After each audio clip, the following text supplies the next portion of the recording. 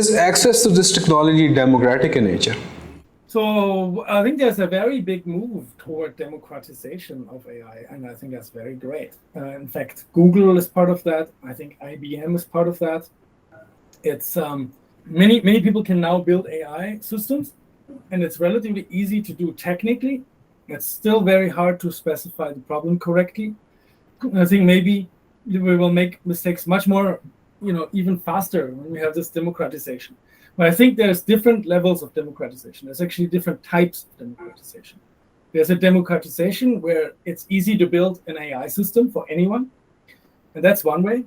And then there is a democratic AI. That is an AI that learns labels from what people prefer overall, right? So imagine you had an AI representative of a collective of humans. Right now we have humans representing us in Congress, for example, or in the Senate. And I'm talking about the US. It's the system that I'm most familiar with. That's just an example. It's similar houses of government are abound all over the world, and these people are representing us, but are they really representing us, right? So they might not, right? We could design AI that surely represents us, right? So that learns what we value, what different people in society value, and then it will be faced with this sort of trade-off, right? And that will be very difficult to design because we don't want minorities to be overrun by the majority of people who vote or something like this. So it'll be very difficult to design this, but it will be basically along the lines of how we design the democratic systems today.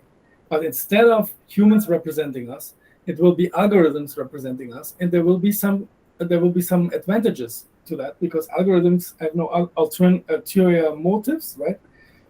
If we can be clear what the algorithm's motives are based on, namely if it's entirely based on voting, then they can be extremely credible representatives of a group of people. And I think that's a different type of democratization. And I think that one is probably the more interesting one, actually. Okay. I mean, it's also interesting that everybody can build an AI system. That's also interesting. But because of the difficulties of specifying the problem, it's not clear that the advantage is as great in that as it is in having an AI that represents humans in a democratic way.